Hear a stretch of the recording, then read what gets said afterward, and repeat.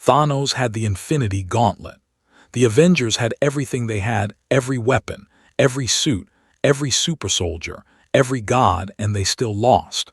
But somewhere on the other side of the multiverse, there was a man who could have ended all of it before the first punch was ever thrown. A man who wasn't busy saving the world. A man who was busy checking whether the supermarket had discounted crab meat on a Tuesday afternoon. And here's the part that should genuinely terrify you. Even when the Avengers found him, even when they begged him, even when the sky was literally splitting open above his head, he just didn't feel like going. This is not a story about a hero rising to the occasion. This is the story of what happens when the most powerful being in any universe decides that your apocalypse is not his problem today. If you've ever watched the Avengers give absolutely everything they had and still wondered, what if someone could do all of that without even trying? Then you are exactly where you need to be. Hit that like button right now, because this video is going to go places that neither Marvel nor One Punch Man ever had the courage to go alone. Subscribe if you're new, because this channel builds these crossover worlds every single week, and you do not want to miss what's coming after this one. And drop a comment before this video ends. Tell me which moment broke your brain the most, because I already know there are at least 3 scenes in this script that are going to make you stop the video and just sit there for a second. Alright, let's build this world. The thing about the Marvel Universe that most people forget when they're watching the movies or reading the comics is that the Avengers were never actually the strongest beings in existence. They were simply the strongest beings who bothered to show up. And for a long time, that was enough. When aliens came through a hole in the sky above New York, the Avengers showed up. When a robot tried to drop a city from the atmosphere, the Avengers showed up. When a man with a purple face and a glowing golden glove decided that the fairest solution to the universe's resource problem was to murder exactly half of everyone in it, the Avengers showed up for that too, and they fought with everything they had, and they bled, and they sacrificed, and some of them died. And in the end it still wasn't enough. Because Thanos wasn't just powerful, Thanos was operating on a level that the Avengers, for all their brilliance and courage and raw superhuman ability, were fundamentally not built to match. But this is a what-if story, which means the rules of the universe have already been quietly rewritten before the first scene even begins. And in this version of events, the multiverse is a little wider and a little stranger than anyone on Earth had accounted for, because somewhere in the infinite sprawl of possible realities, 2 worlds that were never supposed to touch have been pressed together like 2 pages of a book that got wet and dried wrong. And now the laws that govern each world separately have started bleeding into each other in ways that nobody fully understands yet. The Hero Association exists, Z-City exists, and a man named Saitama, bald, unimpressive, wearing a yellow costume that looks like it came from a discount Halloween bin, is very much real and very much present on the same Earth that Tony Stark built his suits on and Steve Rogers threw his shield across. Now here is the critical piece of information that makes this entire story work, and it's important that you understand it fully before we go any further, because without it, nothing that follows makes any sense. Saitama did not arrive with fanfare. He did not show up during a crisis and announce himself. He was simply there, existing quietly in a version of Earth that had somehow absorbed both universes into itself. And he had been there long enough that he'd established a small apartment, a Hero Association ranking that he cared about only slightly more than he cared about his electricity bill, and a personal routine that revolved almost entirely around sale days at the local supermarket and a deep, chronic, soul-hollowing boredom that came from the fact that nothing in any universe had ever been able to give him a real fight. Not monsters, not aliens, not ancient gods of destruction. Nothing. Every enemy he had ever faced had ended in a single punch, and that single punch had become the defining tragedy of his existence. Not because he wanted to destroy things, but because he wanted, more than anything, to feel something.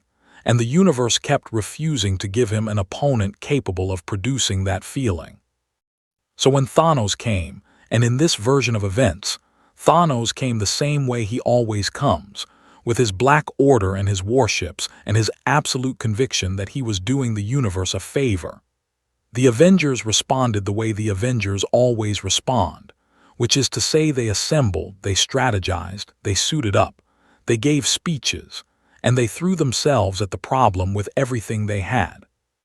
Tony Stark ran 17 different combat simulations in the 3 minutes between the moment the Q-ship appeared on radar and the moment it entered the upper atmosphere. And in 12 of those simulations, the Avengers won, which he chose to find encouraging rather than focusing on the 5 where they didn't. Steve Rogers was already coordinating with Rhodey and Vision before the alarms finished sounding, his voice calm and certain in the way it always was when everything was going wrong, because Steve Rogers had decided a long time ago that the only way to lead people into impossible situations was to make them believe that impossible was just another word for very, very difficult. Thor was gripping Stormbreaker so hard the handle was creaking because he knew, from personal experience, exactly what Thanos was capable of, and that knowledge sat in his chest like a stone he couldn't put down. And they fought, of course they fought. The battle that unfolded over what used to be the skyline of a recognizable major city was, by any objective measure, one of the most spectacular and devastating engagements in human history, with Iron Man cutting through Outriders at speeds that bent light, and Thor calling down lightning on a scale that registered on weather satellites 3 countries away, and Wanda Maximoff doing things with reality itself that should not have been physically possible and absolutely were. And Hulk hitting things so hard that the shockwaves from the impacts were knocking people off their feet in a 6-block radius. It was extraordinary. It was heroic in the truest and most painful sense of the word, which is to say it was people giving absolutely everything they had for something they believed in, burning through their limits, and then burning through whatever was underneath their limits, because the alternative was unthinkable. And Thanos walked through it. Not easily, because the Avengers were remarkable, they genuinely were, and even Thanos registered their resistance as something worth acknowledging. But he walked through it the way a river walks through a landscape, which is to say that the landscape mattered. The landscape shaped the path, but the river was never in any real danger of stopping. He took a lightning bolt from Thor that would have vaporized a mountain and staggered, but did not fall. He caught a repulsor blast from Tony that was running at full power output, the kind of blast Tony usually saved for situations where he was genuinely trying to destroy something large, and he deflected it with his gauntleted hand, and then he hit Tony hard enough that 3 separate pieces of the suit shattered on impact, and Tony went through a building and came out the other side and hit the next building and stayed there. He looked at Wanda with something that might have been respect and also might have been pity, and then he walked past the barrier she was holding, and she screamed with the effort of maintaining it, and then she wasn't maintaining it anymore. The battle lasted longer than it had any right to, but it ended the way it was always going to end in a universe where the Avengers were the strongest thing on the board, which is to say it ended with Thanos holding all 6 stones, and the Avengers broken and breathing and alive only because he decided in that moment that killing them specifically wasn't necessary for what came next. The snap was coming. Everyone knew it. You could see it in the way Thanos raised his hand, the way the stones pulsed with a light that was somehow too bright and too dark at the same time, the way the air itself seemed to be holding its breath. And 47 miles away, in a supermarket in a city that had not yet been touched by any of this, Saitama was standing in front of a refrigerated display case holding 2 packages of crab meat, 1 in each hand, turning them over slowly to compare the price per gram, with the absolute focused concentration of a man for whom this was the most pressing issue currently existing in his personal universe. The news was on a small screen mounted near the ceiling of the store. There were images of explosions. There was footage of something very large happening in the sky. The other shoppers were stopping to look at it, their faces going pale and alarmed, some of them reaching for their phones, one older woman near the bread aisle starting to cry quietly into her hands. Saitama glanced up at the screen for a moment with the expression of a man who has seen approximately this kind of thing before, registered that it was happening somewhere that was not here, looked back down at his crab meat, noted that the second package was actually a worse deal per gram despite being cheaper overall, and put it back in the case. The announcer on the news was describing what was happening in language that was clearly struggling to keep up with the reality of the situation, using words like unprecedented and catastrophic and no known defense, with the slightly unhinged energy of someone who had prepared for many kinds of bad news days, but not specifically for this kind. In the background of the footage, you could see figures moving at superhuman speeds and lightning, and something enormous and purple-skinned that was walking through all of it without slowing down. Saitama watched this for another 3 seconds. Then he looked at the crab meat he had selected, decided it was acceptable, placed it in his basket, and walked toward the checkout. Outside the supermarket, the sky to the east had started doing something that skis are not supposed to do, which involved colors that don't normally appear in an atmosphere, and a low subsonic vibration that you felt more in your bones than you heard with your ears. A child near the entrance of the store was crying. A man in a car in the parking lot had stopped his engine and was just sitting there, watching the horizon with the expression of someone trying to decide whether running was worth the effort. The automatic doors of the supermarket opened as Saitama walked out, basket in hand, and he stopped for a moment on the threshold and looked east at the sky doing the thing it shouldn't be doing. And the expression on his face during this moment was the expression of a man who is mildly inconvenienced by traffic. And then he walked to his bicycle, put his groceries in the basket mounted on the handlebars, and started pedaling home. The Avengers were dying 47 miles away. Thanos had his fist raised. The universe was about 30 seconds from a very bad Tuesday, and the one being on Earth who could have ended it before the first punch was already rounding the corner at the end of the parking lot, standing on his pedals to get up the small incline, because his apartment was uphill and his bicycle gears didn't shift smoothly anymore, and he kept forgetting to get that fixed. This is where the story begins, not with a hero rising, not with a chosen one answering the call, with a man who looked at the end of the world and decided, very reasonably from his own perspective, that it was not currently his shift. Snap didn't happen.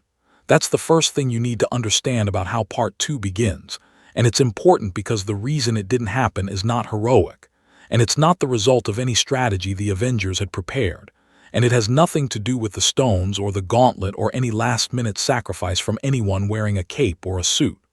The reason the snap didn't happen is that Thanos, in the half-second before his fingers came together, felt something. Not pain, not resistance.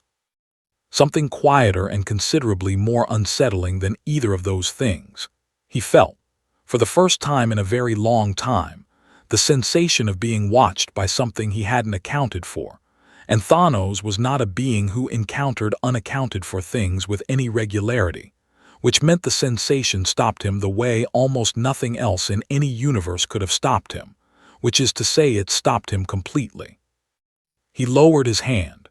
He turned his head slowly, the way something ancient and enormously powerful turns when it becomes aware of a presence it doesn't have a file on, and he looked northeast for a long moment with those flat, pale eyes that had looked at galaxies and decided they needed editing. Then the moment passed. Whatever he had felt, it was gone now, or it had never been there, or it had been there and simply didn't care enough to stay, and Thanos stood very still for another 3 seconds processing this information before deciding to file it under Investigate Later and return his attention to the half-dead Avengers scattered across the rubble around him. He would complete the snap. He would do it shortly. He simply wanted to understand what that was first, because Thanos had not survived as long as he had by ignoring things he didn't understand. This delay, this pause of less than a minute in the timeline of the worst day Earth had ever had, was enough time for 2 things to happen. The first was that Tony Stark, bleeding through a cracked faceplate with 3 ribs that were definitely broken, and one that was probably worse than broken, managed to get a signal out to Friday that contained 4 words and a set of coordinates pulled from a scan he'd run 6 weeks ago and filed under a folder labeled Anomalous Priority Unclassified, because he hadn't known what to do with it yet. The 4 words were, "Find him, get him." The second thing that happened was that Thanos decided, after his period of contemplation, that whatever he had sensed to the northeast was interesting enough to investigate personally before completing his work. And so instead of snapping, he began to walk, which gave the broken and bleeding Avengers approximately 40 additional minutes of existence during which to figure out what, if anything, they were going to do next. What they did next, specifically, was follow Tony's lead, because Tony was lying face up in a crater he had personally created when he'd made contact with the second building, and he was explaining something through the cracked faceplate in a voice that was doing its best to sound like it wasn't coming from a man who was seriously considering whether his spleen was still in the correct location. And what he was explaining was this. 6 weeks ago, during a routine satellite sweep of atmospheric anomalies, Friday had flagged an energy signature in a residential district of a city approximately 47 miles northeast of their current position, and the signature was unlike anything in any database Tony had ever built or borrowed or quietly stolen access to. And when he'd run it against every known metahuman profile, every alien energy pattern, every cosmic artifact signature he had on file, it matched nothing. And when something matched nothing in Tony Stark's database, the correct response was not to assume it was nothing. It was to assume it was something you hadn't built a category for yet. He had sent a probe. The probe had taken readings. The readings had been, in Tony's own words, delivered now through a cracked faceplate with the particular emphasis of a man who has had 6 weeks to be bothered by something genuinely insane. And he had not acted on them because the readings suggested a power level that his instruments might simply be malfunctioning to produce.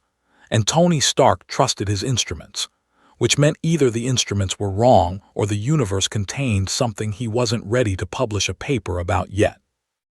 And he had been in the process of deciding which of those was more likely when the Q-ship showed up on radar, and the whole Thanos situation had rather aggressively reorganized his priorities. Steve Rogers listened to all of this from a position of sitting against a chunk of rubble with his left arm not working properly, and his shield somewhere behind him that he wasn't currently capable of retrieving. And when Tony finished, Steve said, in the tone of voice he used when he was absorbing information that he deeply wished he didn't have to act on, "You're telling me there's been something 47 miles from here for 6 weeks that you didn't tell anyone about?" And Tony said, "I'm telling you there's been something 47 miles from here for 6 weeks that I was still verifying." And Steve said, "And now?" And Tony said, "And now I'm done verifying," which was Tony's way of saying, "Yes, it's real, and yes, we need it, and yes, I know this is a terrible situation in which to be introducing a new variable, but the old variables are all currently lying in rubble, so." Getting there was its own problem, because the team was in no condition to move quickly, and Thanos was somewhere between them and the northeast, which meant any route they took had to account for the possibility of walking directly into a being who had just beaten all of them simultaneously, and was apparently now on some kind of personal errand that nobody understood. Rhodey got his suit functional enough to fly, barely, with one thruster operating at 60%, and the targeting system throwing errors. Natasha commandeered a vehicle from a parking garage 2 blocks away with the calm efficiency of someone who has done this before and will do it again, and has never once felt the need to apologize for it. Bruce, who was currently Bruce because the Hulk had done something that Bruce didn't fully have language for yet. Something in the fight had shifted in the Hulk in a way that felt less like exhaustion, and more like the Hulk had encountered a concept it didn't know how to process. Bruce sat in the back seat and held a tablet running Tony's anomaly data, and stared at the numbers with the expression of a man who has spent his entire career understanding that science has limits, and is now looking at data that is specifically refusing to acknowledge those limits. The numbers were, as Tony had said, genuinely insane. The energy signature Friday had recorded 6 weeks ago wasn't a measurement of power output in any traditional sense. It was more like a measurement of what happened to the space around a thing when the thing moved, which was a distinction that mattered enormously to Bruce and not at all to anyone else in the vehicle. But what it translated to in practical terms was this. Whatever was producing this signature, when it moved, the air pressure around it changed in a way that should have required the energy output of a small star, and it was doing this casually, without apparent effort, in the middle of a residential neighborhood, and the signature had been consistent every time Friday had checked it, which meant this wasn't a burst or a peak. This was just the normal ambient energy of a thing existing and going about its day. They found the apartment building without difficulty. It was a perfectly ordinary apartment building in a perfectly ordinary part of a city that was 47 miles to the southwest, currently hosting the worst crisis in human history, and the building looked like nothing. It looked like exactly the kind of building that a person who was not remarkable in any visible way would live in, and they stood outside it for a moment, Rhodey landing with a sound of strained metal, Natasha out of the car and already scanning the entrance. Bruce with the tablet, Steve having made the journey in a way that his body would register as a complaint for the next several days, and Tony, who had been following via a remote drone feed because he was physically incapable of making the trip and was also absolutely not going to admit that, said through the drone speaker, "Third floor. Apartment 7B, the signature is stationary." Natasha went up first, because Natasha always went first in situations where the nature of a thing was unknown, not because she thought she could handle whatever was there, but because she was the best person on the team at reading a situation in the first half-second of contact, which was frequently the only half-second that mattered. Steve went behind her. Rhodey stayed at the building entrance in case whatever was inside decided to come out through the wall rather than the door, which was a reasonable precaution given what the data was suggesting. Bruce stayed in the car and continued staring at the tablet with the expression of a man conducting an argument with mathematics. The door to apartment 7B was unlocked. Not broken, not bypassed, unlocked, as in the person inside had not seen a reason to lock it, which said something about either their confidence or their inattention, and Natasha was not yet sure which. She pushed it open slowly and found herself looking at a small, extremely clean apartment that contained a modest television, a small kitchen with a grocery bag on the counter that appeared to contain, among other things, crab meat, and a man sitting on a couch in a yellow costume with a white cape, watching what appeared to be a home shopping channel with the glazed concentration of someone who was not actually watching, but had simply not yet gotten around to changing the channel. He looked at them the way you look at a neighbor who has knocked on your door to return something small, which is to say without alarm and without any particular pleasure, just a neutral acknowledgement that a thing was happening and that the thing required a minimal response. He said, "Oh," and then he said, "Are you the Avengers?" in a tone that suggested he had seen the news and had arrived at this question through process of elimination rather than any particular excitement about the answer. Natasha said yes, they were, and Saitama nodded slowly and said, "There was stuff on the TV earlier, the purple guy," and he gestured vaguely in the direction of the television which was not currently showing the purple guy but was showing a woman demonstrating a pressure cooker. Steve said, "Yes, that's why we're here." And Saitama said, and turned back to the television and said, "I just got back from shopping. I'm pretty tired." There was a silence in the apartment that had a very specific quality to it, which was the quality of silence that occurs when several people who are accustomed to urgency encounter someone who is completely immune to it. Natasha, who had been trained to read people by institutions that took reading people extremely seriously and had never met anyone she couldn't get a read on, was standing in the doorway of this apartment having the novel experience of looking at a person and getting absolutely nothing back. Not calm, not hostility, not hidden tension, nothing. Just a man on a couch who was mildly inconvenienced by the fact that there were now 3 people standing in his doorway when he had been hopping to watch television and possibly take a nap. Tony's voice came through the drone speaker from the hallway, quiet and with the particular quality it got when Tony was looking at data he found genuinely alarming. His resting energy signature just went up when he made eye contact with you. He wasn't even trying. His resting state, just sitting there looking at you, just registered higher than Thor throwing Stormbreaker. There was a pause. That's not possible. Another pause. I'm going to need everyone to stay very calm. Steve stepped fully into the apartment and said, in his best voice, the voice that had convinced men to walk into impossible situations and feel good about it, "We need your help. There is a man outside who is about to end half of all life in the universe, and we have tried everything we have, and it wasn't enough, and we think you might be the only person who can stop him." And Saitama looked at Steve with an expression that was not dismissive and not cold, but was deeply, profoundly tired in a way that had nothing to do with physical fatigue, and he said, "I'm not really an Avenger. I'm in the Hero Association. It'd be kind of outside my jurisdiction." And Steve, who had not survived everything he had survived to be stopped by the word jurisdiction, pulled a chair from the kitchen table and sat down directly across from Saitama and said, "Then I'm asking you as one person to another. Please." Saitama looked at him. Then he looked at the television.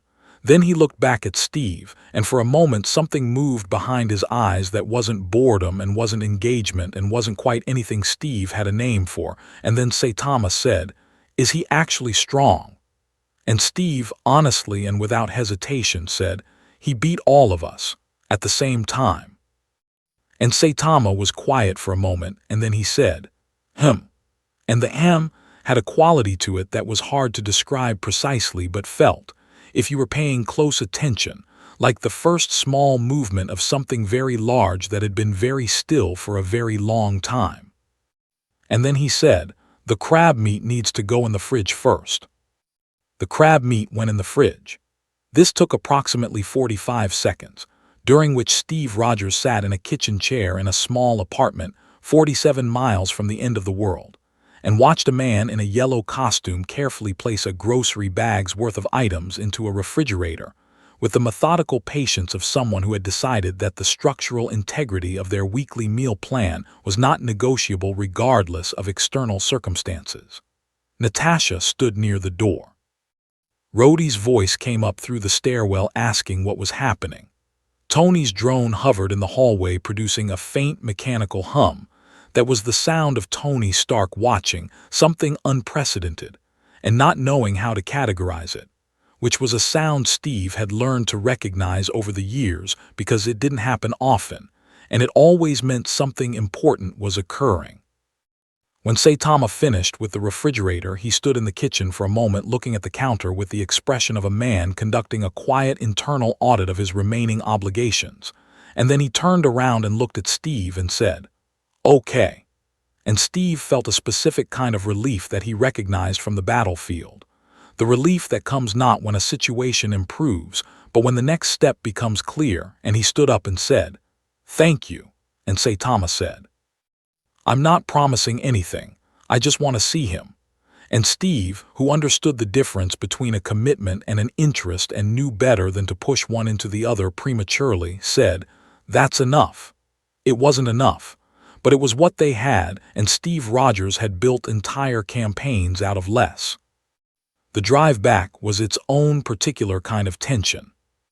Saitama sat in the backseat next to Bruce, who had put the tablet face down on his knee, because looking at the numbers while sitting next to the thing producing them felt like a specific kind of scientific impoliteness he wasn't equipped to navigate. And Natasha drove in the focused silence of someone running continuous threat assessments. And nobody said very much because there wasn't very much to say that wasn't either obvious or too large to fit comfortably into the interior of a commandeered vehicle on a city street. Through the windows, the sky to the southwest was still doing the wrong things, still producing colors that belonged in space rather than in an atmosphere. And the streets were empty in the particular way that streets go empty when people have watched enough news coverage to decide that being inside a building with walls around them is meaningfully safer than being outside, which it wasn't, but the instinct was understandable.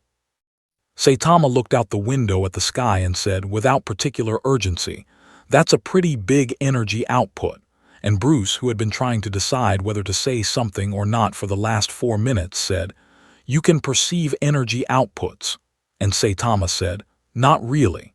It just looks intense." And Bruce said, "Right," and put the tablet face down again.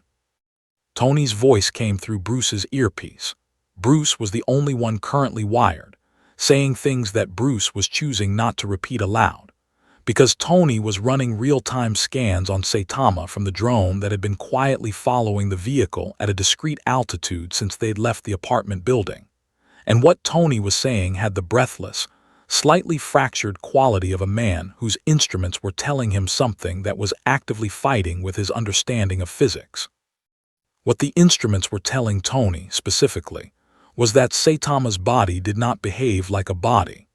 It behaved like a body-shaped region of space that had decided to adopt certain body-like properties for convenience, while retaining an underlying nature that had nothing to do with biology or energy or any framework Tony had for understanding what made something powerful.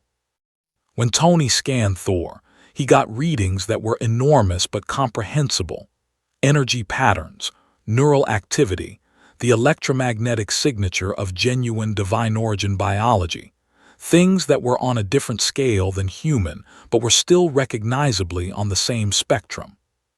When Tony scanned Saitama, he got readings that were so flat they looked like instrument error.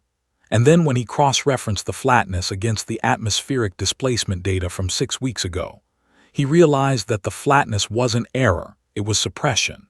It was something so far beyond the upper range of his instruments that the instruments had defaulted to zero the way a scale defaults to zero when you put something on it that is too heavy to register.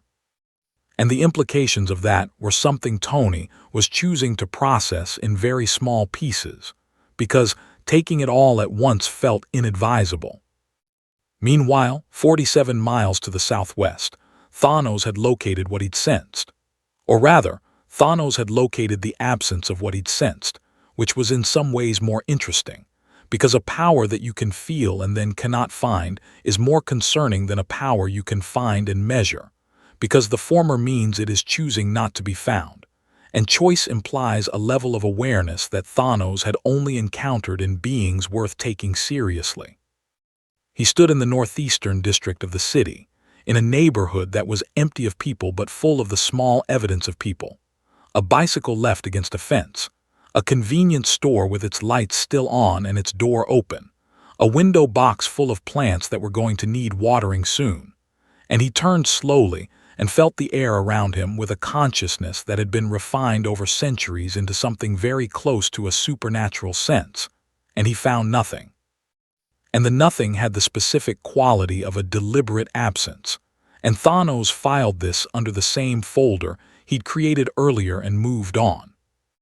Back with the Avengers, the ones who were still functional enough to be doing anything, the situation had continued to deteriorate in the way that situations involving Thanos and a time delay tend to deteriorate, which is steadily and without much room for optimism. Vision was down, had been down since early in the fight, and the Mind Stone in his forehead was doing something that nobody wanted to look at directly. Thor had used everything he had, and was standing on a piece of rubble with Stormbreaker in his hand, and the particular expression of a man who is preparing to do something he knows won't work because the alternative is to do nothing, which for Thor was not a category of option he could accept. Wanda was somewhere in the rubble field doing something complicated and draining with her powers that was holding a perimeter, but wouldn't hold it for very long at the rate she was spending herself to maintain it. The others were scattered, regrouping, communicating in fragments via comms that were degraded but functional. And Thanos was walking back toward the center of the city, having completed his reconnaissance of the northeast, having found nothing he could put a name to, having decided that the sensation he'd felt was something to investigate through other means.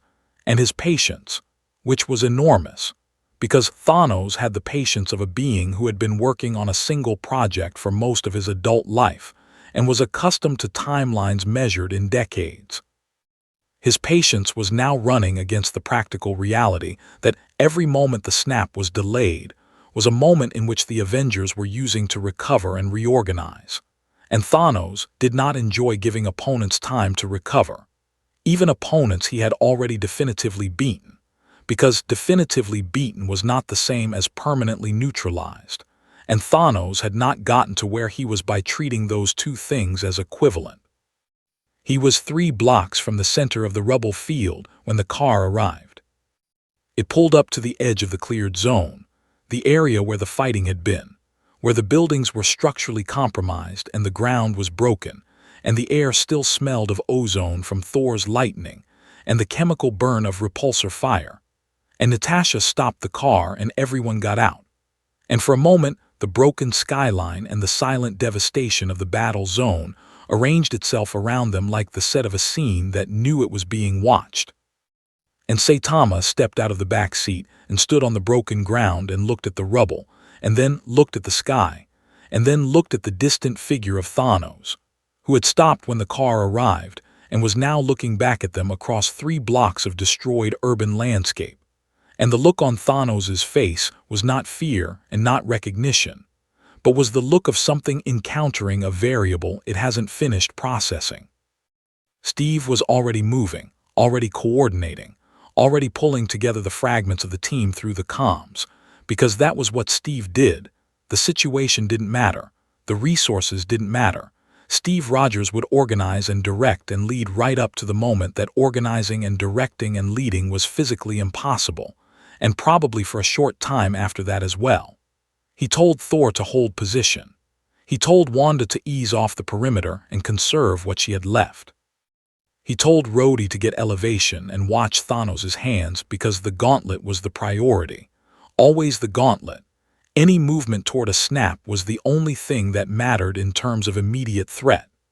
And then he turned to Saitama, who was standing on the broken ground with his hands in his pockets, looking at Thanos the way you look at a piece of heavy furniture you've been asked to move, with a calm and thorough assessment of the practical problem involved. Steve said, "That's him," and Saitama said, "Yeah," and Steve said, "He has a gauntlet with 6 stones that each control a fundamental force of the universe, and if he snaps his fingers with all 6 active, half of all life everywhere disappears." And Saitama listened to this the way you listen to a weather forecast, with polite attention and no visible emotional response. And when Steve finished, Saitama said, "Okay," and Steve said, "Can you stop him?" And there was a pause that lasted long enough that Steve started to formulate a follow-up, and then Saitama said, "Probably. I don't know what those stones do to me. Usually things don't do much to me, but I haven't tried this specific thing before." And Steve, who had spent his entire career making decisions with incomplete information, said, "That's good enough. What do you need from us?" And Saitama thought about this for a moment and said, "Try not to get in the way," which was simultaneously the least heroic and most tactically sound thing anyone had said all day. And then nothing happened, because Saitama didn't move. He stood there with his hands in his pockets looking at Thanos across 3 blocks of rubble, and Thanos stood there looking back, and the rest of the Avengers held their positions in confused suspension, because the script they'd been operating from had just been replaced with something none of them had lines for, and 30 seconds passed and then a minute. And Steve said quietly through slightly clenched teeth, "Saitama," and Saitama said, "I'm looking at him," and Steve said, "I can see that," and Saitama said, "He doesn't look that strong," and Steve said, "He beat all of us," and Saitama said, in the tone of a man who is filing this information somewhere but is not sure yet which folder it belongs in. Tony's voice came through the comms from wherever Tony was running his remote operation, and Tony said, very quietly, the way Tony got quiet when something was genuinely affecting him, "Guys, his heart rate has not changed since he got out of the car. Not by 1 beat. He's looking at Thanos, and his heart rate is exactly what it was when he was putting the crab meat in the fridge. And somewhere in that stillness, in that strange suspended minute where the most powerful being on Earth was standing in a parking lot with his hands in his pockets, not particularly feeling like starting a fight yet, the world was continuing to fall apart at the seams in every direction, because Thanos' presence alone was enough to change the planet's trajectory even without the snap. The panic and the damage and the cascading failures in infrastructure and communication, and the simple animal fear that moves through a population when it understands that it is not safe, and that the things that were supposed to keep it safe have been broken. All of this was spreading outward from the battle zone like ripples from a dropped stone, and Saitama could see none of it from where he was standing, and even if he could have seen it, it was not clear that it would have moved him to act any faster. Because Saitama had learned, through long and boring experience, that urgency was a feeling that other people had, and that his relationship to urgency had been severed somewhere around the 400th monster. He'd ended with a single punch without feeling anything at all. He was not cruel. That's the important thing to understand as you watch him stand there. He was not indifferent to suffering in a cold or calculated way. He simply existed at a remove from consequence that nothing had ever successfully crossed, and the question that the Avengers were now living inside of, the question that Steve Rogers was holding very still in his chest while he waited for this man to decide to care, was whether Thanos was going to be the thing that finally crossed it. The answer was not yet, not quite yet, because Saitama turned to Steve and said, "I'm hungry. Did anyone eat?" And Steve Rogers, who had punched a man made of pure energy in the face and gotten up, who had been frozen for 70 years and gotten up, who had watched his best friend fall from a train and gotten up, stood very still for a moment and then said, through an expression of extraordinary restraint, "We can eat after." Thanos had seen fear in every form it was possible for fear to take. He had seen it in the eyes of kings and gods and cosmic entities that had existed since before most civilizations had learned to write their own names down. He had seen courage too, which was just fear that had made a decision, and he respected courage the way you respect a small fire in a very large storm. Genuinely, but with a clear understanding of what the storm was going to do to it eventually. What he had never seen, in all his centuries of existence and conflict and the particular brand of philosophical violence that he preferred to call mercy, was a person who looked at him with nothing. Not defiance, which was a form of fear wearing different clothes. Not calculation, which was fear trying to find an exit. Not even the blank shock of a mind that had encountered something too large to process. Just nothing. Just a man standing on broken ground with his hands in his pockets, looking across 3 blocks of rubble at the most dangerous being in the known universe, with the expression of someone who was still privately thinking about dinner. Thanos began walking toward him. Not charging, not attacking, walking, the way he always walked, with the unhurried certainty of something that has never needed to rush because rushing implies the possibility of being too late. And Thanos did not operate in a reality where he could be too late for anything. The Infinity Gauntlet on his hand pulsed with the collective light of all 6 stones, each one cycling through its color in a slow rhythm that looked almost like breathing. And the ground under his feet cracked slightly with each step, not because he was trying to be dramatic, but simply because Thanos' footsteps carried the full weight of what Thanos was. And what Thanos was did things to the physical environment around him just by being in proximity to it. Thor saw him moving and made a decision without waiting for instruction, because Thor's relationship with waiting for instruction had always been complicated, and he launched himself off the piece of rubble he'd been standing on with Stormbreaker raised and lightning already gathering around him in the automatic way it gathered, when Thor was genuinely committed to an action. Not the controlled, disciplined lightning of a tactician, but the older kind. The kind that came from the part of Thor that was a storm god before he was anything else. The kind that turned the sky white and made the air taste like metal. He hit Thanos from the left side at a speed and force that would have destroyed anything that could be destroyed by speed and force. and the impact produced a shockwave that knocked loose debris in a 4-block radius and blew out every remaining intact window on the street, and created a crater in the pavement at the point of contact that was 2 feet deep and 6 feet across. Thanos stumbled, one step sideways, which for Thanos was the equivalent of a mountain acknowledging the wind. He caught himself and he grabbed Stormbreaker's handle, and he looked at Thor with something that was almost, not quite, but almost close to annoyance, and he said, in the voice that always sounded like it was coming from somewhere larger than the body producing it, "You've already lost, son of Odin. The only question remaining is what you want your last act to mean." And Thor, bleeding from the temple, holding onto Stormbreaker with both hands while Thanos held the other end with one, said, "It means I didn't stop." And then Thanos removed the axe from his grip with a simple rotation of his wrist and hit Thor with it, flat side, hard enough that Thor described a long arc through the air and landed somewhere on the other side of a building that was no longer fully a building and did not immediately get up. Wanda moved next, because Wanda's power at full expression was the closest thing to a genuine threat that anyone in the field currently represented, and she knew it and Thanos knew it, and the knowledge of it lived between them as a specific kind of tension whenever they were in the same space. She came at him from above, and she was doing the thing she did when she wasn't holding back, the thing that changed the color of the light around her and made reality in her immediate vicinity start behaving like a rough draft of itself rather than a finished product. And for a moment, a genuine, real moment, Thanos met resistance. The stones responded to her, the Mind Stone especially, flickering with an irregular light that suggested it was in conversation with something it found uncomfortable.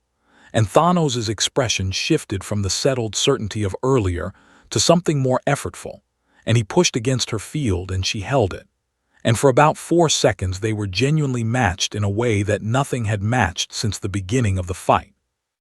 Then Thanos raised the Reality Stone, and the moment ended. Not violently, not even particularly dramatically. The Reality Stone just quietly rewrote the specific parameters of what Wanda was doing in a way that made her power slide off him like water off a surface that has been treated to repel it. And Wanda's expression went from concentrated to startled to exhausted in the space of a single breath. And she descended to the ground and landed on her knees because her legs had made a unilateral decision about what they were capable of. And she stayed there, not unconscious, not finished, but temporarily out of anything that could change the outcome. Rhodey ran a strafing pattern from above, and Thanos deflected the repulsor fire with the Power Stone without looking up, the way you swat at something peripheral without breaking your main line of attention. And Rhodey's systems threw a cascade of errors from the reflected energy, and he had to break off and stabilize before he fell out of the sky. Natasha, who was in the rubble field and had been since the car arrived, was doing what Natasha did when she was massively outmatched, which was stay mobile, stay unpredictable, and look for the one specific thing that the opponent hadn't accounted for, because there was always one thing, there was always a gap somewhere, and Natasha's entire career had been built on finding gaps. She hadn't found this one yet. But she was still looking, which was more than most people would have managed in her position, and that counted for something. And through all of this, through Thor's arc through the air and Wanda's 4 seconds of genuine resistance and Rhodey's strafing run and Natasha's constant, quiet movement through the ruins, Saitama stood where he had been standing, hands in pockets, watching.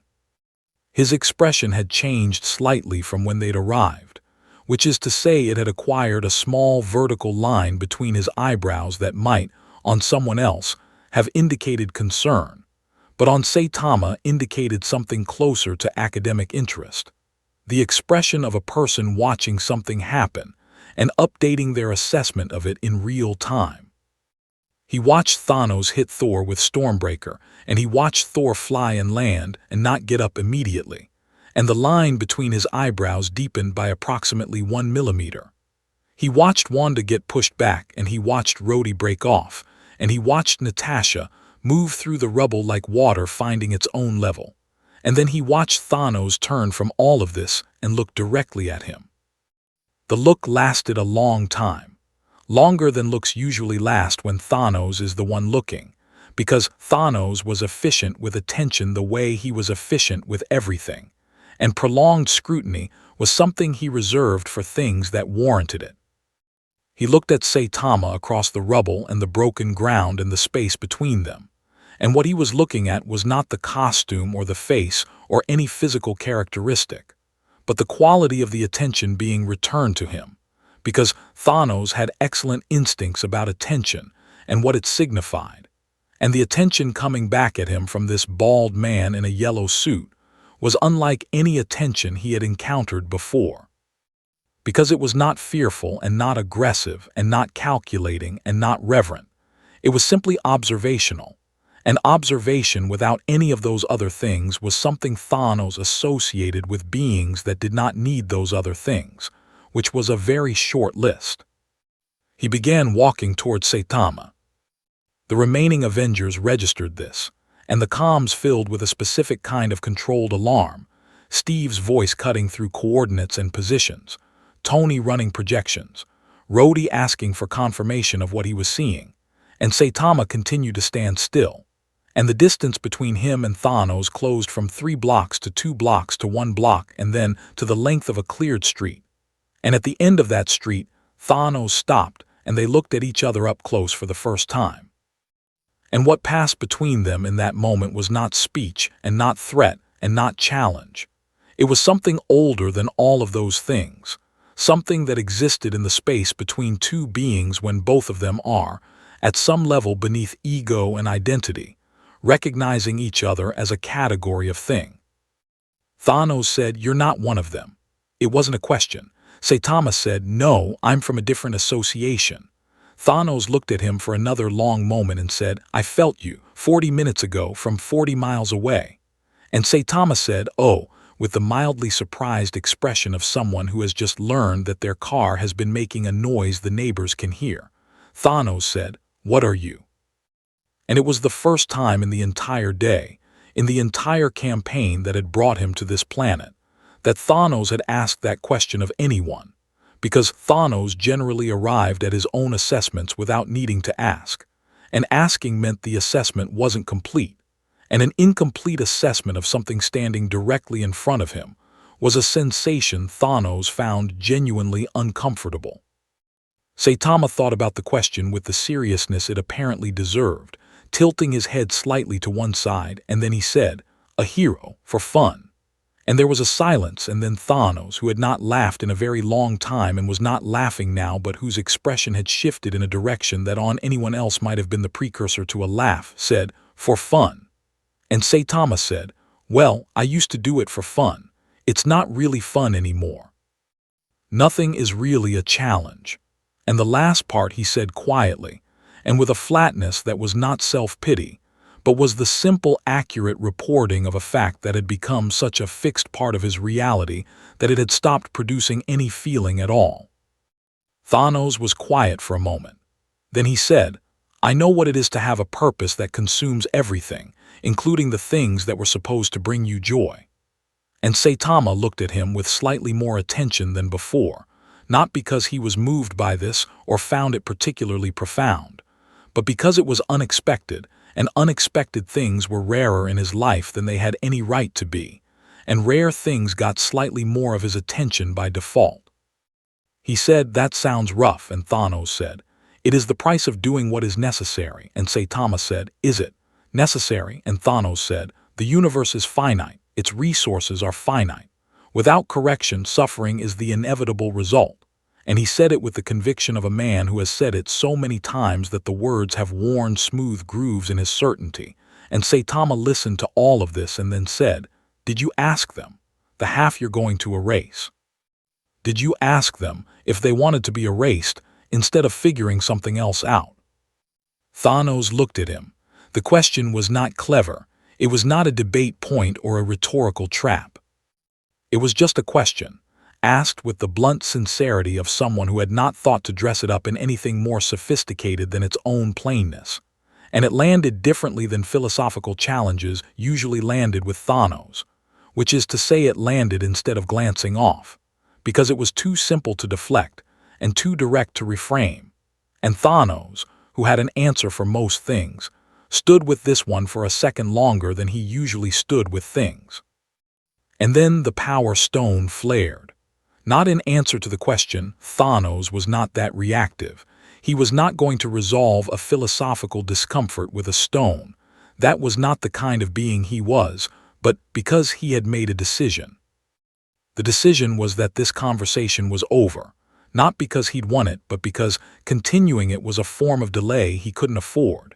And delay in the direction of doubt was the one thing Thanos genuinely could not allow himself, because the entire architecture of what he was doing was built on the foundation of absolute certainty. An absolute certainty that allows itself to be questioned for too long stops being absolute. And if it stops being absolute, then all of it. Every terrible thing he had done and every terrible thing he was about to do stops being necessary and starts being something else entirely. And Thanos would not look at that. He refused to look at that. And so the Power Stone flared and he raised his fist and he hit Saitama. The hit was everything. It was the full output of the Power Stone, channeled through the most physically powerful being in the known universe, with the complete and undivided intention behind it of ending whatever this was immediately and returning to the work. The energy involved was planetary. The force involved was the kind of force that moved moons. The shockwave from the impact expanded outward in a perfect sphere, and it shattered every piece of remaining glass in a 12-block radius, and it knocked Rhodey out of the sky, and it knocked Steve off his feet, and it knocked Natasha behind a concrete barrier that saved her from the worst of it, and it dug a trench in the earth radiating outward from the point of impact that was 4 feet deep and 50 feet long. Saitama rocked back on his heels, one step. His left foot slid back across the broken ground, leaving a mark in the concrete, and he steadied himself. And he raised his hand and he looked at his palm with the expression of a man who has just walked through a cobweb and is checking whether there's anything on him. And then he looked up at Thanos, and the line between his eyebrows was slightly deeper now, and his expression had changed in a way that was very small, but that Steve Rogers, who had been watching it carefully, recognized the significance of immediately, because it was the expression of someone who has just had their interest genuinely engaged for the first time in longer than they can clearly remember. Saitama said quietly, almost to himself, "Oh, okay, so you're actually a little bit strong." The thing about a fight between two beings at this level is that the word fight stops being adequate almost immediately. A fight is what happens when two forces meet and contest each other within a shared framework of physical reality, where cause produces effect and effort produces result, and the laws that govern matter and energy stay in their lanes and do their jobs. What happened between Saitama and Thanos in the next 60 seconds was not that. What happened was something that the laws of physics watched from a very safe distance, with the expression of an audience member who has just seen something on stage that was definitely not in the script, and is now quietly updating their understanding of what the performance was supposed to be. Thanos hit him again. If the first hit had been everything, the second hit was everything plus the acknowledgement that everything hadn't worked, which meant it carried with it the full weight of Thanos's will applied without the slight fraction of reservation that most beings retain when they haven't yet confirmed that a thing requires their absolute maximum. And his absolute maximum was the kind of force that had cracked planets and scattered asteroid fields. And once, in a campaign that predated most of Earth's recorded history, had altered the rotational axis of a moon by enough degrees that the civilization living on it had not survived the resulting climate shift. This hit had all of that behind it, and the Power Stone on top of it, and the Space Stone bending the trajectory of it, so that it arrived from 3 directions simultaneously rather than one, which was a technique Thanos had developed specifically for opponents who could survive a direct strike by virtue of being structurally resilient in a single vector. Saitama took all 3 of them. He slid back further this time, both feet now, cutting two parallel lines in the broken concrete that were a foot deep and 12 feet long, and he stopped himself at the edge of what used to be a sidewalk, and he stood there for a moment, and he rolled his shoulder the way you roll a shoulder that has a minor ache in it, the way you might roll it after sleeping at a slightly wrong angle. And then he looked at Thanos with an expression that had completed its journey from mild interest to something that was very carefully, very cautiously beginning to approach genuine engagement. And he said nothing, because Saitama, in a situation that was developing in an interesting direction, didn't narrate. He just existed in it and waited to see where it went. The Avengers were not capable of much at this point, but they were capable of watching, and they watched from their various positions in the rubble with the specific quality of attention that people pay to things they don't have the vocabulary to describe while they're happening. Steve was on his feet again, one hand against a broken wall for support he would not have admitted needing, watching Saitama take 2 hits from Thanos with the full Infinity Gauntlet active and respond by rolling his shoulder. And somewhere in Steve's chest, a feeling was occurring that was not quite hope, because hope had a forward orientation, and what Steve was feeling was more circular than that, more like the feeling of watching something confirm a thing you believed but weren't sure you were right to believe.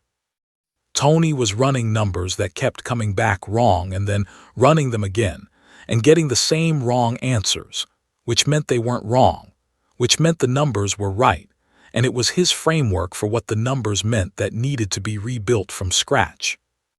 Bruce had put the tablet down entirely and was just watching with his hands on his knees, and his mouth slightly open, which was Bruce's face when he was witnessing something that was going to require a completely new branch of physics to explain, and he had already started building it in his head.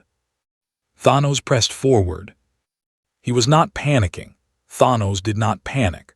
Panic was a response to the unexpected, and Thanos had decided to reclassify this as expected, as a new variable that had entered the problem, and that the problem would account for, but he was accelerating, which was the closest thing to urgency that Thanos permitted himself. And he came at Saitama with the full combination of every stone working in coordination, the way he had used them at the peak of the fight with the Avengers, which was a combination that had produced the result of defeating every superhuman on Earth simultaneously.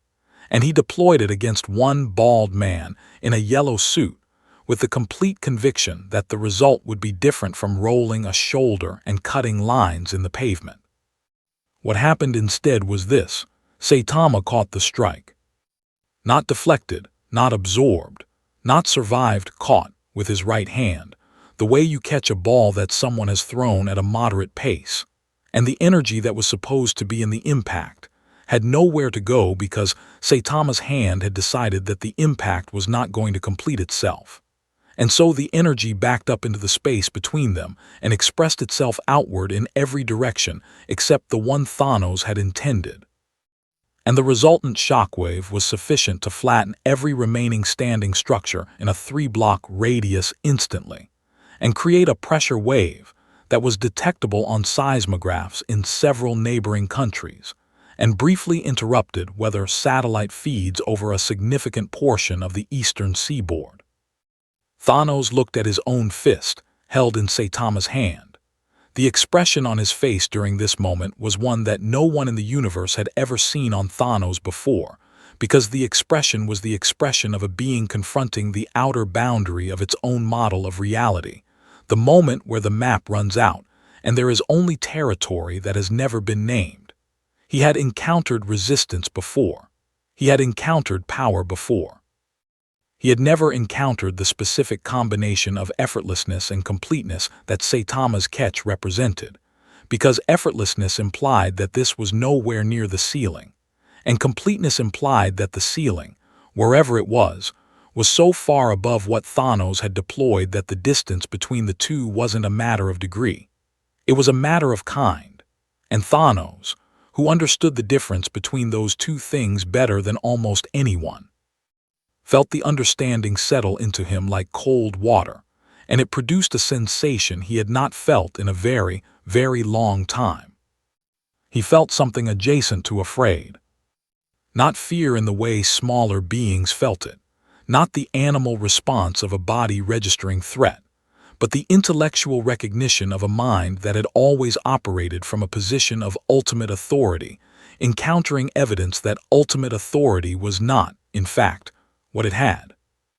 And that recognition did what it always does to beings who have built everything on the premise of their own supremacy. It didn't break him. Nothing broke Thanos that simply, but it changed the air inside him, shifted the pressure of his certainty by some fraction of a degree, and that fraction was enough to change what came next. What came next was that he pulled back and activated all 6 stones simultaneously. Not in combination the way he'd been using them, not in the tactical layered deployment that had defeated everyone else, but all of them at once at maximum. An act that restructured the immediate environment around them into something that was closer to a personal universe than a location, where the rules of space and time and reality and power and mind and soul were all being actively rewritten by Thanos' will in real time. And the effect of this on the surrounding 3 blocks was that the surrounding 3 blocks stopped being a consistent physical location and became something more like a very intense argument about what physical locations were allowed to be. Steve felt it as a pressure behind his eyes and a sudden terrible uncertainty about which direction was down. Natasha felt it as every instinct she had firing simultaneously and producing contradictory outputs, which was the most disorienting thing she had ever experienced in a life that contained a great deal of disorientation. Thor, who had gotten back up because of course Thor had gotten back up, felt it as the weather responding to something that wasn't him, the sky making decisions he hadn't authorized, and he gripped Stormbreaker and pushed against the wrongness of it with everything he had left and managed to stay upright and present through sheer mythological stubbornness. Bruce felt it as the Hulk, somewhere in the structure of his biology, making a sound that had no human equivalent, a sound that was the Hulk's version of something Bruce associated with genuine alarm, and that was new, that was something Bruce had not known the Hulk could produce. Saitama felt it as slightly weird. He stood in the center of this restructured reality that Thanos had made from the power of 6 fundamental forces, and he turned his head slowly and looked at the sky doing wrong things, and looked at the ground being uncertain about its own properties, and looked at the air folding in places air wasn't supposed to fold. And his expression was the expression of a man who has walked into a room where someone has rearranged all the furniture and who is taking a moment to update his mental map before proceeding. And then he looked at Thanos, who was at the center of all of it, who was the engine of all of it, who was holding 6 forces of the universe in one golden fist and using them to make reality into something that obeyed him, and Saitama decided he'd seen enough. He stepped forward and he punched, not a serious punch, not what anyone looking at the situation would have recognized as Saitama trying. A testing punch, the kind of punch you throw when you want to understand the weight and resistance of a thing before you commit to hitting it properly, which for most martial artists is a light and measured strike, and for Saitama is an action that releases approximately the same energy as a moderately sized nuclear detonation expressed as a single point of kinetic force. The punch hit Thanos in the chest, and Thanos went backward.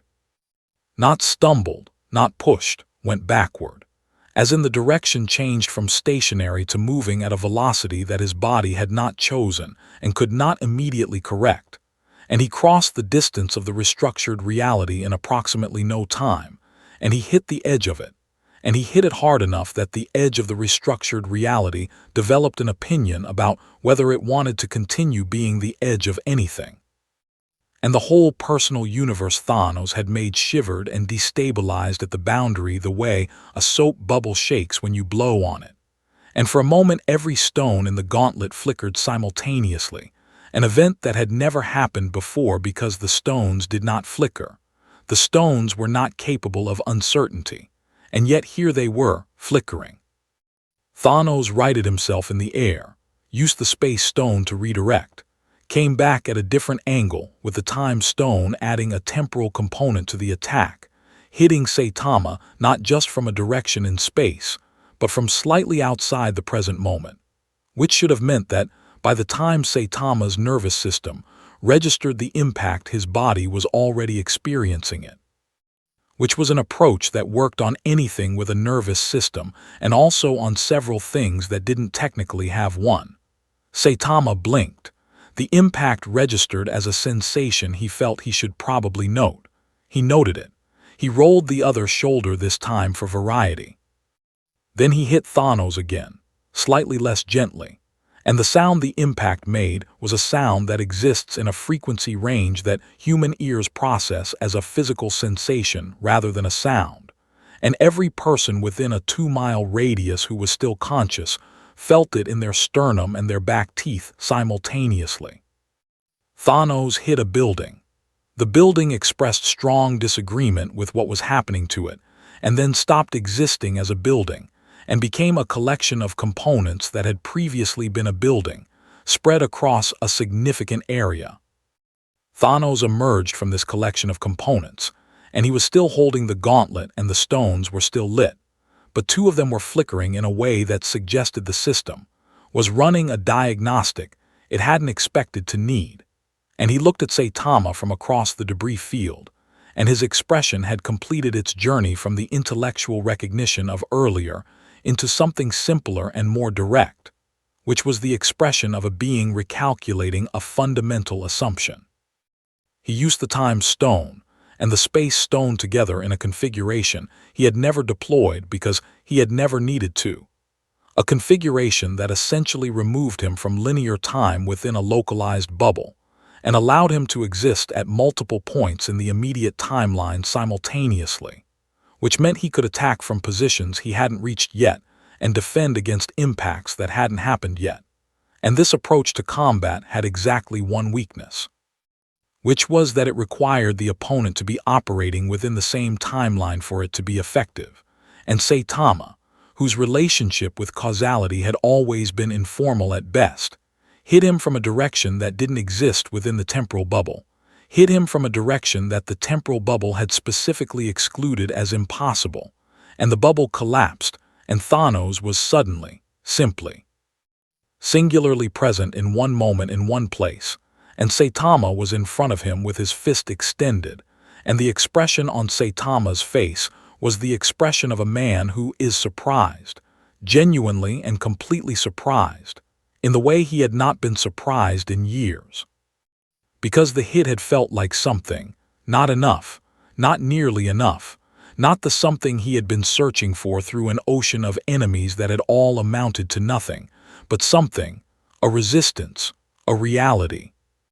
A faint, thin, barely perceptible sense that the thing on the other end of his fist was not nothing, was not pure absence of challenge, was approximately 1/10,000th of the way toward being a thing that could actually push back, and that 1/10,000th was more than he had felt in longer than he could clearly remember, and he stood with it for a moment with an expression that was not happiness but was the distant relative of happiness, the expression of a void that has been touched by something, however briefly, however gently, however insufficient.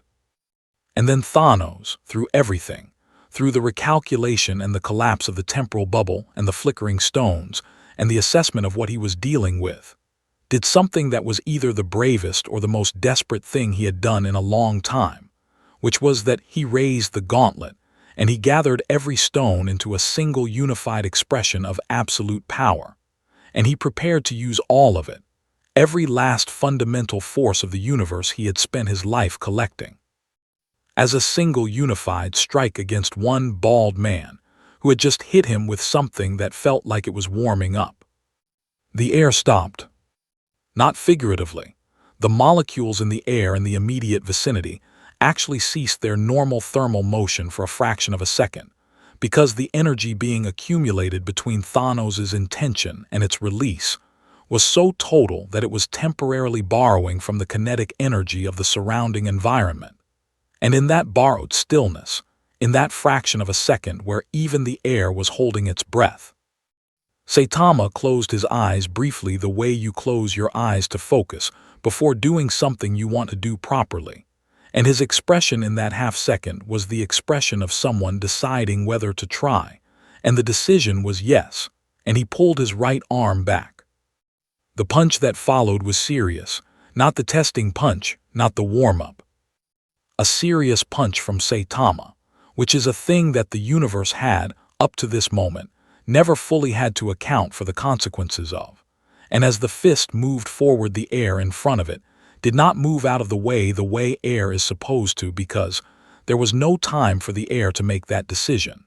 And the vacuum created by the displacement produced a sound like the universe clearing its throat. And the fist made contact with the full output of the Infinity Gauntlet and the full force of Thanos' absolute maximum simultaneously, two absolutes meeting at a single point in space, and the result was the following. Thanos went up. Not sideways, not backward, up. Into the atmosphere, through the upper atmosphere, through the point where atmosphere stops being atmosphere and starts being space. And the gauntlet on his hand was glowing in a way that was different from its normal glow, a way that suggested the stones were having a collective experience they had not been designed for. And the light from all six of them combined at this intensity was visible from the ground as a new star briefly appearing in the daytime sky over a mid-sized American city on a Tuesday, which was reported by 17 separate weather services and 4 amateur astronomers before anyone understood what they were looking at. Saitama stood where he had been standing. He watched the light fade in the sky. He put his hand down. And on his face, in the quiet after the sound, was the expression he always had after fights, which was the expression of someone returning to a room that has been emptied of the one thing they were hoping it might contain. And the hope had not been stupid hope. The hope had been reasonable for once. The faint 10,000th of something had been real, and now it was over, and the overness of it settled on him like the particular weight of every over before it. And he stood in the rubble and the quiet, and he looked at the sky where Thanos had been, and he exhaled once slowly, and that was all. Around him, the Avengers were collectively processing what they had just watched, which was taking longer than processing usually took, because the processing required the construction of entirely new categories that none of them had previously possessed, and construction takes time, and the time passed in silence. And in the silence, the only sound was the distant ambient sound of a city that had been through something terrible and was beginning, tentatively, to make noise again. Thanos came back down 40 minutes later, not as an attack, not as a return, but as a descent, the way something comes back down when the thing that sent it up was not interested in how far it went, and the atmosphere and gravity have been quietly doing their work in the background while everyone else was processing what they just witnessed.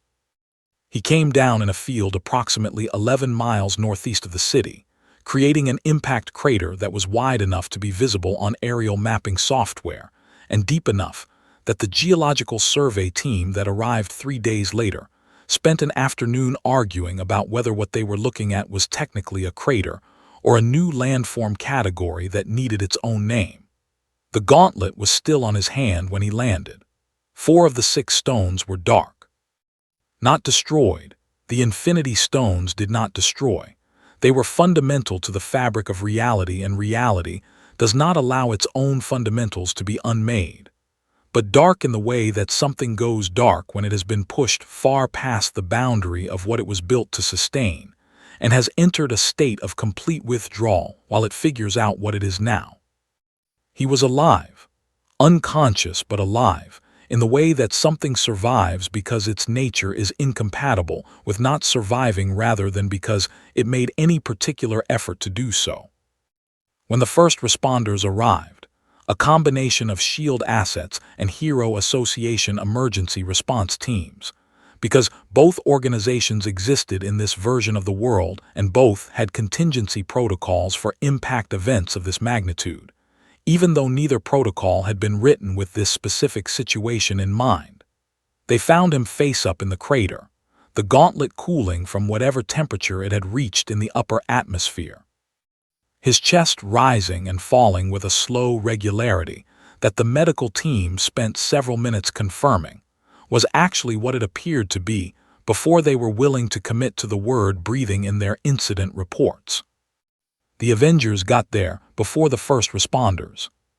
Steve first, because Steve's response to the end of an immediate crisis was to move toward the next problem before the first one was fully finished being a problem. And the next problem was Thanos, unconscious in a field, with 4 stones that were dark and 2 that were not. And unconscious was not the same as neutralized, and neutralized was not the same as resolved. And Steve understood all 3 of those distinctions, with the bone-deep clarity of someone who had made the mistake of treating them as equivalent before, and knew exactly what that mistake cost. Thor got there second, landing next to Steve and looking down at Thanos in the crater with an expression that was complicated in the specific way that all of Thor's expressions involving Thanos were complicated, because there was history there, and history doesn't stop mattering just because a situation has technically changed. Natasha arrived from a direction that nobody had tracked and appeared next to Steve as if she had simply decided to be there, which was more or less how Natasha operated. They secured the gauntlet. That process took 40 minutes and involved Bruce, who had talked his way through 3 different Hero Association checkpoints to get to the field and arrived slightly out of breath, and Tony remote operating a specialized containment unit he'd built after the first Infinity War and never stopped improving, and Thor providing what the official incident report would later describe as physical oversight, and what was actually Thor standing over the unconscious Thanos with Stormbreaker in both hands and a very specific expression that communicated clearly to everyone present that any unexpected movement would be met with a response that did not include a warning. The gauntlet came off with less resistance than anyone expected, which either meant that the stones were genuinely spent beyond the capacity to defend themselves, or that Thanos was allowing it, and nobody was certain which. And the uncertainty was something Steve filed carefully in the part of his mind he reserved for things that required watching. All of this happened without Saitama. Saitama was not in the field. Saitama had not followed anyone to the field.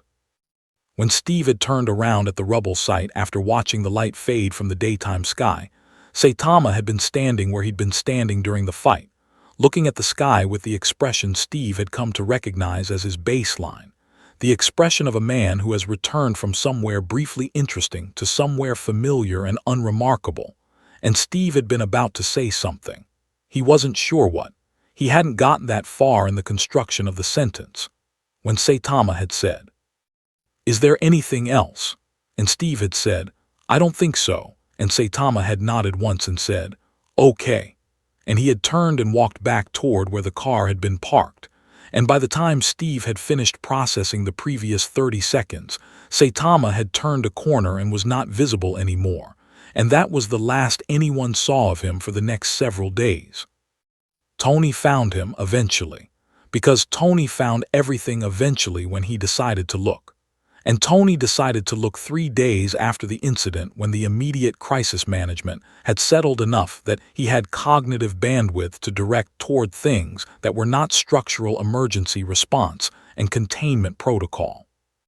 He found Saitama in his apartment, which had not been damaged in the battle because his apartment was 47 miles from the battle, and also because the universe seemed to have made a quiet agreement with itself that Saitama's apartment was not a thing that got caught in the crossfire of events. Saitama was not personally attending. He was watching television. The channel was different from the home shopping channel it had been on when Natasha had found him 3 days ago, but the quality of his attention was identical, which is to say, it was the quality of someone watching something, because watching something was what you did when you were in a room with a television, and you had decided to sit down.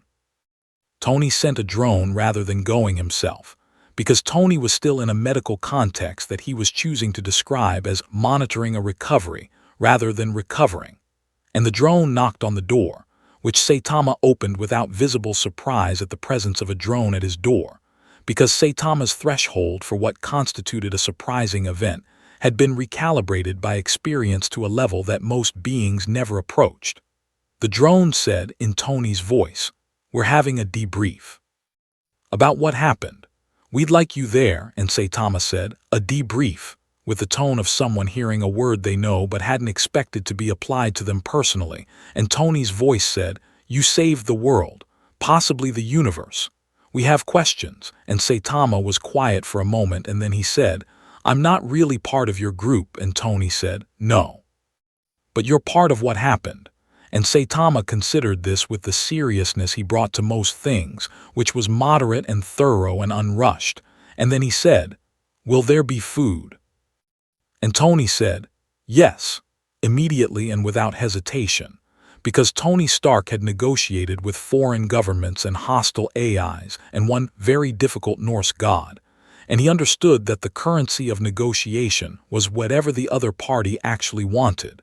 And what Saitama actually wanted was apparently food, which was the most manageable ask Tony had encountered in a long time.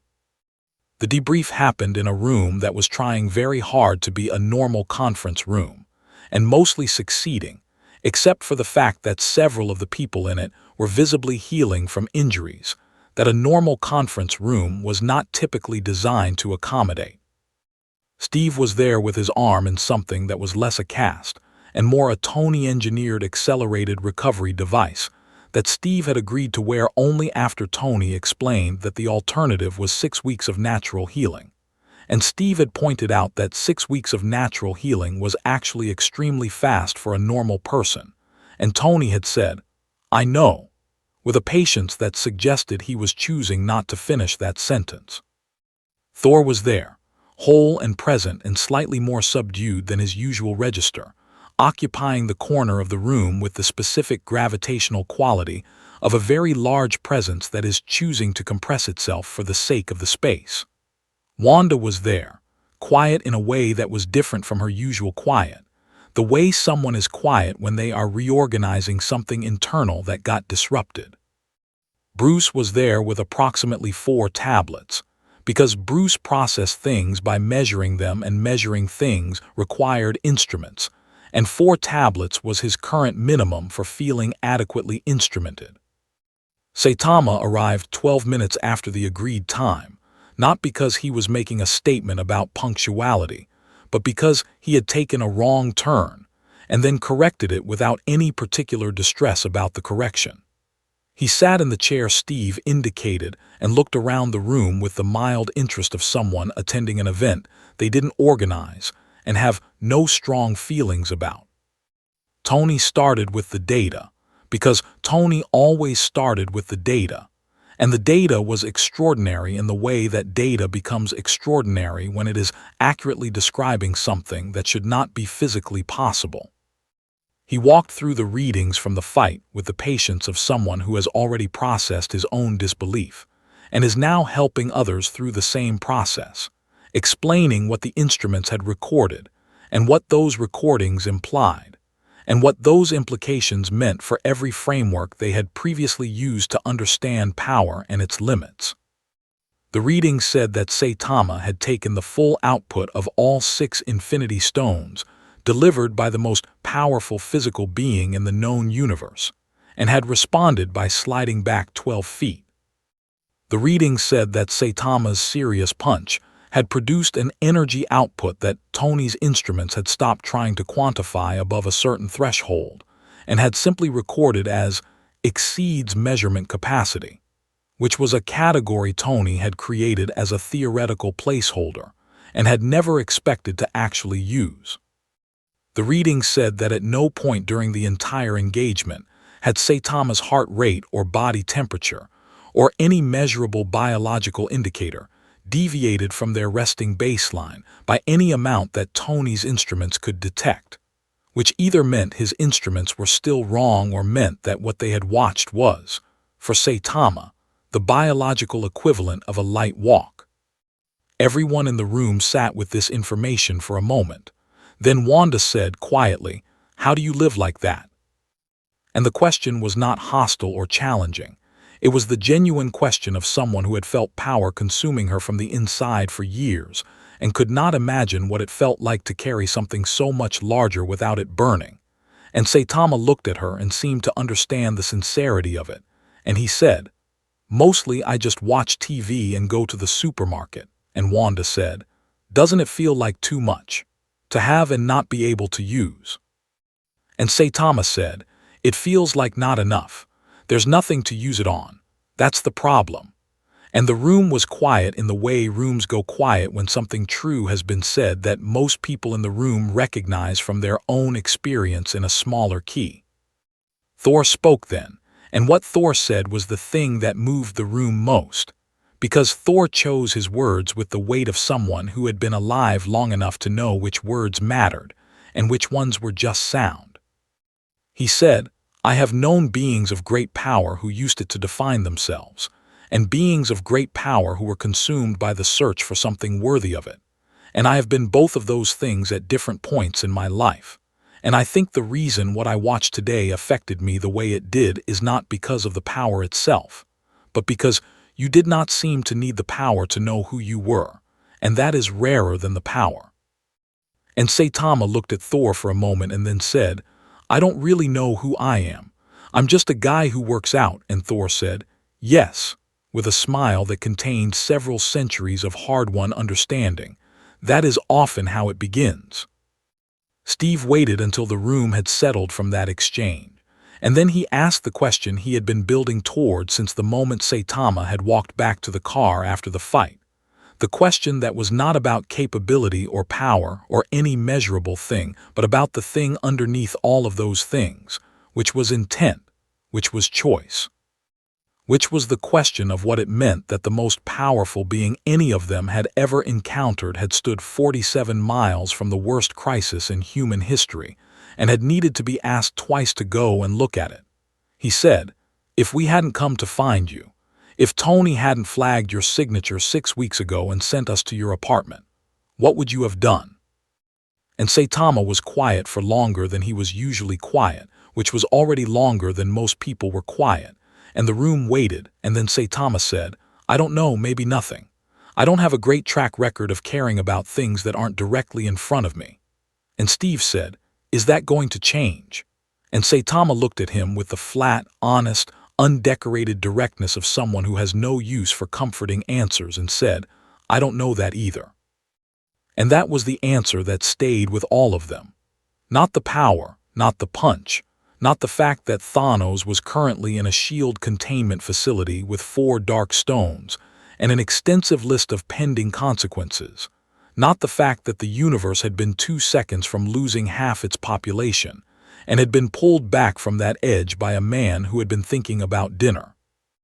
What stayed was the, "I don't know," and what the, "I don't know" implied, which was that the thing that had saved them was not a hero who had decided to be there, was not a guardian or a protector or a being who had oriented its power toward the defense of others, but something much older and much simpler and much more frightening than any of those things, which was a force of nature that had briefly found something interesting to do, and had then returned to the fundamental indifference of forces of nature when the interesting thing was over.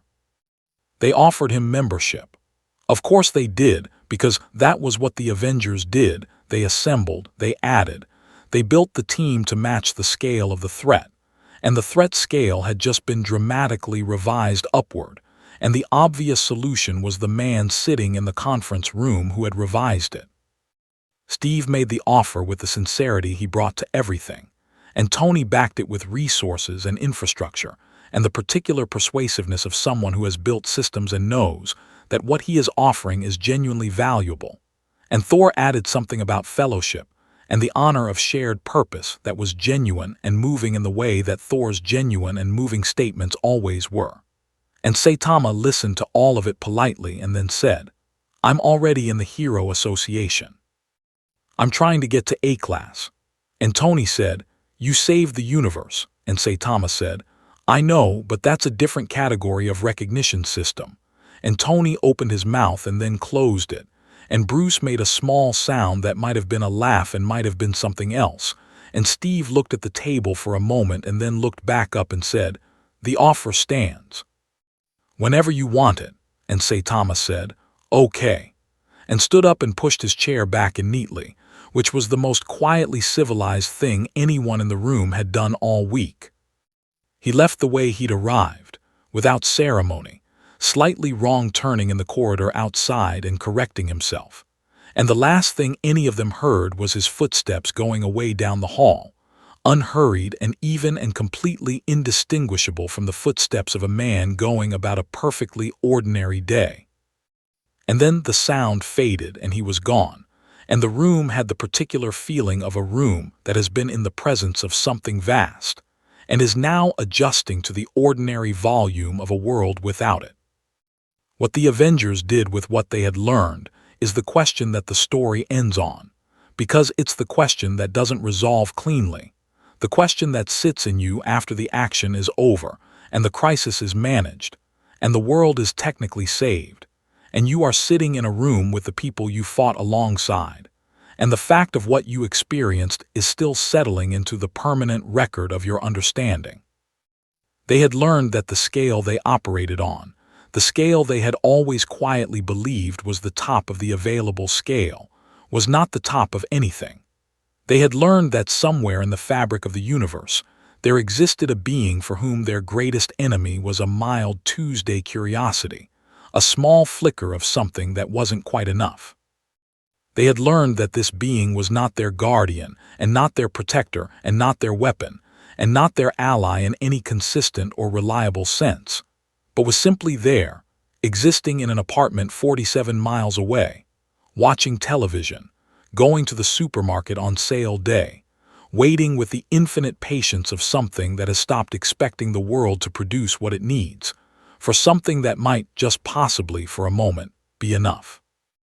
And Tony Stark, who processed things by building responses to them, spent the next 3 months designing a monitoring system for threats at the level that Saitama represented, which was a system he completed and then sat looking at for a long time before saving it to the same folder he'd labeled 6 weeks ago, the one that said anomalous priority unclassified, because classifying it still felt like the wrong move. And the wrong move with something like this was not a mistake Tony was prepared to make. And Steve Rogers started writing something in the small notebook he had kept since 1943, not a report, not a mission debrief, just words, and what he was writing was his attempt to answer the question of what it meant to be a hero in a world that contained someone for whom heroism was not a calling or a choice or an identity, but was simply the occasional byproduct of being bored in the right direction. And Thor went back to Asgard and stood at the edge of it and looked at the universe from there, and thought about what it meant that in all his centuries of existence, he had never sensed what was in that apartment 47 miles northeast of a mid-sized American city, and what that said about the limits of what even gods could know. And Saitama went to the supermarket. There was a new sale on. The crab meat was discounted again, and he bought 2 packages this time because the price per gram was genuinely excellent and he had the freezer space. He walked back to his apartment with the groceries in the basket on his bicycle, standing on the pedals on the uphill section, because the gears still didn't shift right, and he still hadn't gotten that fixed. And the sky above him was a normal sky doing normal sky things. And the city around him was a city making the quiet sounds of a city that had come close to something terrible, and had returned to ordinary without fully understanding why. And Saitama pedaled through it all with the expression he always had, which was the expression of a man who is not unhappy but is not quite happy, who is not hopeless but is not quite hopeful, who is waiting for something he has stopped being sure exists while continuing, out of habit or stubbornness or some quality that doesn't have a name, to show up anyway. That in the end is the scariest thing, not the punch, not the power, not the fact that he ignored the Avengers for as long as he did, or that he needed to be asked twice, or that he left before the debrief was finished and took a wrong turn in the corridor. The scariest thing is that something capable of ending any threat the universe has ever produced, something that makes the Infinity Gauntlet feel like a Tuesday, is out there right now, in a small apartment, watching television, almost certainly bored, with no particular obligation to care about your problems. And the only thing standing between you and that indifference continuing indefinitely is the faint and structureless hope that one day, your problem might be interesting enough. Sleep well, Earth.